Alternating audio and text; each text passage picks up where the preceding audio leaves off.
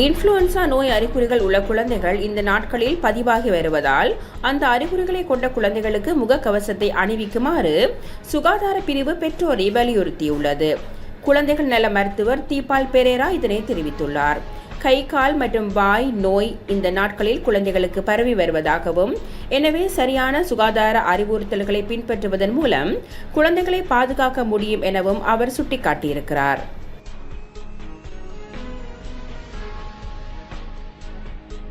ஜனநாயக தமிழ் தேசிய கூட்டணிக்கு தேர்தல் திணைக்களத்தால் தற்போது சங்கு சின்னம் ஒதுக்கப்பட்டுள்ளது.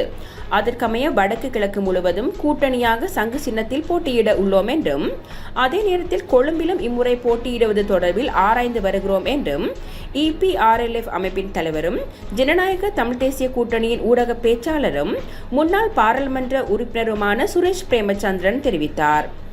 யாழ் கட்டப்பிராயில் உள்ள அவரது இல்லத்தில் வியாழக்கிழமை நடத்திய ஊடக சந்திப்பின் போதே அவர் இவ்வாறு தெரிவித்தார்.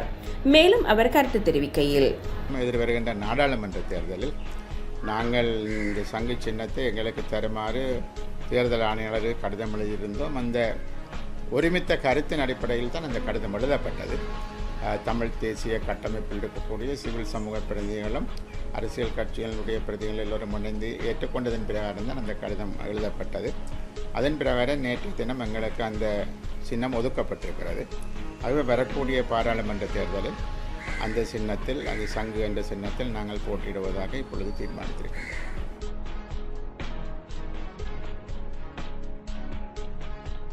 ஐக்கிய நாடுகள் அமைப்பின் இலங்கைக்கான இணைப்பாளர் மார்க் ஆண்ட்ரூ பிரான்ஸ் நேற்று ஜனாதிபதி அலுவலகத்தில் ஜனாதிபதி அனுரகுமார திசாநாயக்காவை சந்தித்து கலந்துரையாடினார்.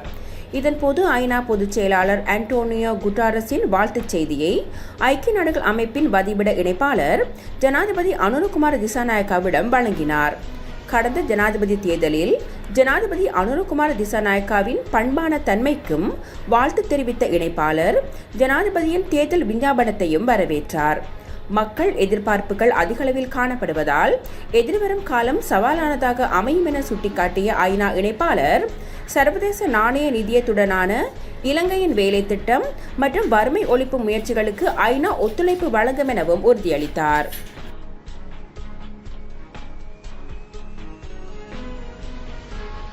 யாழ்ப்பாணத்தில் காணி ஒன்றை 1 கோடி ரூபாவுக்கு மேற்பட்ட தொகைக்கு விற்றுவிட்டு பணத்தை எடுத்துச் சென்ற போது மோட்டார் சைக்கிளில் பின்தொடர்ந்து வந்த சிலர் உரிமையாளரை தாக்கி பணத்தை கொள்ளையிட்டு சென்ற சம்பவம் புதன்கிழமை பிற்பகல் இடம்பெற்றுள்ளது. பாதிக்கப்பட்ட நபர் மானிப்பாய் போலீஸ் நிலையத்தில் முறைப்பாடு செய்துள்ளதுடன் அதனை அடுத்து விரைந்து செயற்பட்ட யாழ் மாவட்டத்தின் போலீஸ் நிலையங்களைச் சேர்ந்த குற்றத்தடுப்பு பிரிவினர் 6 மணித்தியாலங்களில் கொள்ளையர்களை பணம் மற்றும் தொலைபேசி கொள்ளைக்கு பயன்படுத்தப்பட்ட மோட்டார் சைக்கிளுடன் கைது செய்துள்ளனர். ஊடகவியலாளர் சந்திப்பில் யாழ்ப்பாண உதவி போலீஸ் அத்தியட்சகர் AS ஜெரூஸ் இதனை தெரிவித்தார். மானிப்பாய் போலீஸ் நிலையத்திற்கு ஒரு கொடூரமான கொள்ளை சம்பந்தமான ஒரு முறைப்பாடு ஒன்று பதிவாகியது. அந்த முறைப்பாட்டில் ஜெர்மன் நாட்டை வசிப்பிடமாகவும் யாழ்ப்பாணத்தை பிறப்பிடமாகவும் கொண்ட ஒரு நபர் அவருக்கு சொந்தமான காணி ஒன்றை ஒரு தரகர் மூலமாக விற்பனை செய்து 1,05,00,000 ரூபாய் பெறுமதியான பணத்தை பெற்றுக்கொண்டு அந்த பணத்தை அந்த தரகர் நபருடனே அவருடைய மோட்டார் சைக்கிளில் பயணித்து வீடு சென்று கொண்டிருக்கின்ற போது சங்குவேலி என்ற பிரதேசத்தில் வைத்து அந்த மோட்டார் சைக்கிளை பின்தொடர்ந்து வந்த இன்னொரு மோட்டார் சைக்கிளில் வந்த 2 நபர்கள் அந்த பணப்பையை கொண்டு சென்ற அந்த காணி விற்று பணப்பையை எடுத்து சென்று கொண்டிருந்த அந்த மோட்டார் சைக்கிளை மறித்து அவர்களை தாக்கி அந்த பணப்பையை பறித்து கொண்டு சென்றிருந்தார்கள். இதன் அடிப்படையில் பதிவான அந்த முறைப்பாட்டை எங்களுடைய யாழ் மாவட்ட சிரேஷ்ட போலீஸ் அத்தியட்சகர் லூசன் சூரியபண்டார் அவர்களும் மற்றும் யாழ் மாவட்ட பிரதி போலீஸ் மா அதிபர் காலிங்க ஜெயசிங்க அவர்களும் மற்றும் வடமாகாண சிரேஷ்ட பிரதி போலீஸ் மா அதிபர் திலக் CA தனபால அவர்கள் மூவருடைய பணிப்புரையின் பேரில் இந்த கொள்ளை சம்பந்தமான விசாரணையை மேற்கொள்வதற்காக என்னை நியமனம்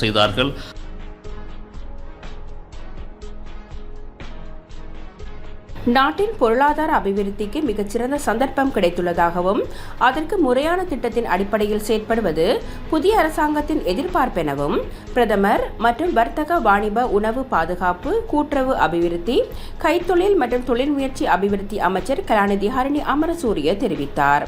அமைச்சின் எதிர்கால நடவடிக்கைகளை முன்னெடுத்துச் செல்வது குறித்து அமைச்சின் அதிகாரிகளுடன் கைத்தொழில் மற்றும் தொழில் முயற்சி அபிவிருத்தி பிரிவின் கேட்போர் கூடத்தில் நேற்று நடைபெற்ற விசேட கலந்துரையாடலின் போதே பிரதமர் இவ்வாறு தெரிவித்தார்.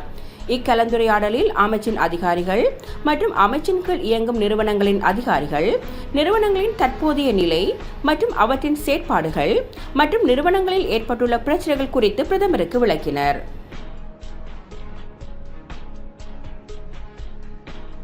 சர்வதேச நாணய நிதியத்தின் ஆசிய பசிபிக் திணைக்களத்தின் படிப்பாளர் கிருஷ்ண ஸ்ரீனிவாசன், சிரேஷ்ட தூதுக்குழு பிரதானி கலாநிதி பீட்டர் ப்ரூயர் உள்ளிட்ட சர்வதேச நாணய நிதியத்தின் சிரேஷ்ட தூதுக்குழுவினர் நேற்று ஜனாதிபதி அலுவலகத்தில் ஜனாதிபதி அனுரகுமார திசாநாயக்காவை சந்தித்து விசேட கலந்துரையாடலில் ஈடுபட்டனர். மத்திய வங்கியின் ஆளுநர் கலாநிதி நந்தலால் வீரசிங்க, திரைசேரி செயலாளர் மஹிந்த சிறிவர்தன, கலாநிதி ஹர்ஷன சூரிய பெரும மற்றும் ஜனாதிபதியின் சிரேஷ்ட ஆலோசகர்களான பேராசிரியர் அனில் ஜயந்த மற்றும் துமிந்த ஹூலங்கமுவ உள்ளிட்ட இலங்கையின் பிரதான அதிகாரிகள் இதில் கலந்து கொண்டனர். இந்த சந்திப்பில் சர்வதேச நாணய நிதியம் மற்றும் இலங்கைக்கிடையில் செயற்படுத்தப்படும் தற்போதைய திட்டம் குறித்து மீளாய்வு செய்யப்பட்டது. சர்வதேச நாணய நிதியத்துடனான வேலை திட்டத்தின் நோக்கங்களுடன் கொள்கை அளவில் அரசாங்கத்தின் பரந்த உடன்பாட்டை மீண்டும் உறுதிப்படுத்திய ஜனாதிபதி மக்கள் மீதான சுமையை அகற்றும் மாற்று வழிகளின் ஊடாக அந்த நோக்கங்களை அணுகுவதன் முக்கியத்துவத்தையும் வலியுறுத்தினார்.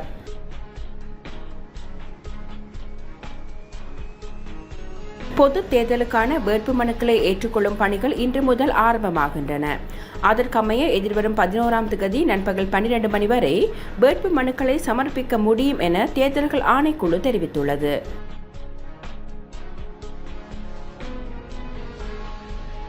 வடக்கு கிழக்கு மற்றும் ஊவா மாகாணங்களின் சில இடங்களில் மாலையில் அல்லது இரவு வேளையில் மழையோ அல்லது இடியுடன் கூடிய மழையோ பெய்யக்கூடும். தென் மற்றும் மேல் மாகாணங்களின் கரையோர பிரதேசங்களில் காலை வேளையில் சிறிதளவு மழை பெய்யக்கூடிய சாத்தியம் காணப்படுகிறது. இடியுடன் கூடிய மழை பெய்யும் வேளைகளில் அப்பிரதேசங்களில் தற்காலிகமாக பலத்த காற்றும் வீசக்கூடும். மின்னல் தாக்கங்களால் ஏற்படக்கூடிய பாதிப்புகளை குறைத்துக் கொள்ள தேவையான முன்னெச்சரிக்கை நடவடிக்கைகளை எடுத்துக் கொள்ளுமாறு பொதுமக்கள் அறிவுறுத்தப்பட்டுள்ளனர்.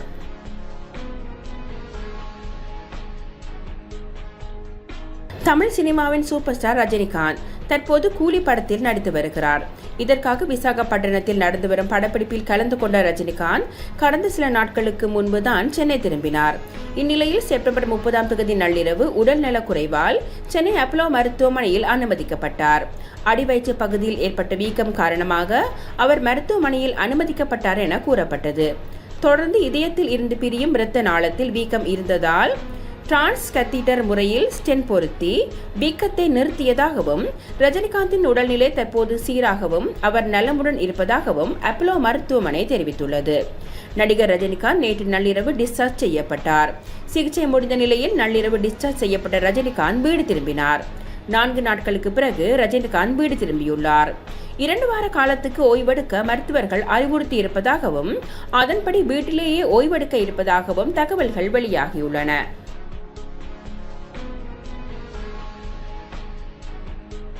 ஷங்கர் இயக்கத்தில் லைகா நிறுவனத்தின் தயாரிப்பில் எதிர்பார்ப்புகளுக்கு மத்தியில் வெளியான இந்தியன் 2 திரைப்படம் படுமோசமான விமர்சனங்களை சந்தித்தது. இந்தியன் 2 இந்த அளவுக்கு மோசமாக உருவாக்கப்பட்டிருக்குமா எனும் அளவுக்கு படம் இருந்தது. சமூக வலைத்தளங்களில் படம் பெரிய அளவில் கேலிக்கும் உள்ளானது. இந்தியன் 3 படத்துக்கு ரசிகர்கள் மத்தியில் எதிர்பார்ப்பே இல்லை என்பதுதான் உண்மை.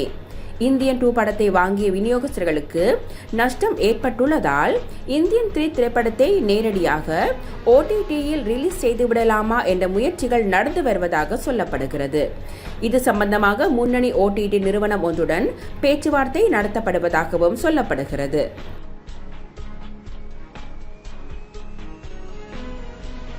தெலுங்கானா மாநிலம் தோரூரில் உள்ள வணிக வளாக தொடக்க விழாவில் நடிகை பிரியங்கா மோகன் நேற்று கலந்து கொண்டார். அப்பொழுது கூட்ட நெரிசலில் சிக்கிய அவர் மேடை சரிந்து விழுந்ததில் காயமடைந்தார். தற்பொழுது சிகிச்சைக்கு பின் நலமாக உள்ளார். தான் நலமாக உள்ளதாகவும் ரசிகர்கள் கவலைப்பட வேண்டாம் எனவும் அவர் கேட்டுக்கொண்டுள்ளார். மேடை சரிந்து விழுந்த காணொளி தற்பொழுது இணையத்தில் வைரலாகி வருகிறது.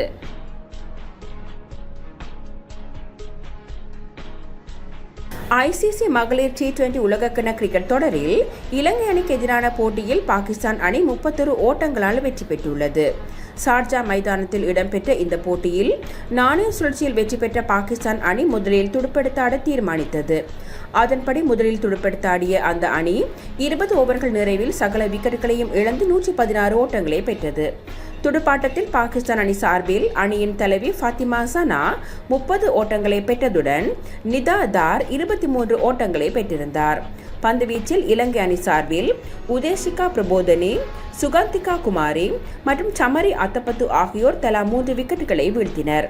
பின்னர் 117 ஓட்டங்கள் என்ற வெற்றி இலக்கை நோக்கி பதிலுக்கு துடுப்படுத்தாடிய இலங்கை அணி 20 ஓவர்கள் நிறைவில் 9 விக்கெட்டுகளை இழந்து 85 ஓட்டங்களை மாத்திரம் பெற்ற நிலையில் தோல்வியடைந்தது. இலங்கை அணி சார்பில் துடுப்பாட்டத்தில் நிலக்ஷிகா சில்வா அதிகபட்சமாக 22 ஓட்டங்களை பெற்றதுடன் விஸ்மி குணரத்ன 20 ஓட்டங்களை பெற்றுக் கொடுத்தார்.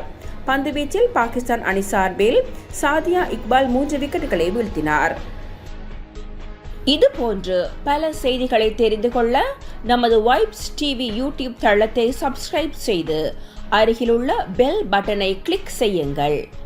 மேலும் பல செய்திகளை அறிந்து கொள்ள www.vaibznews.com, vibesnews.com என்ற இணையதளத்தை பார்வையிடுங்கள்.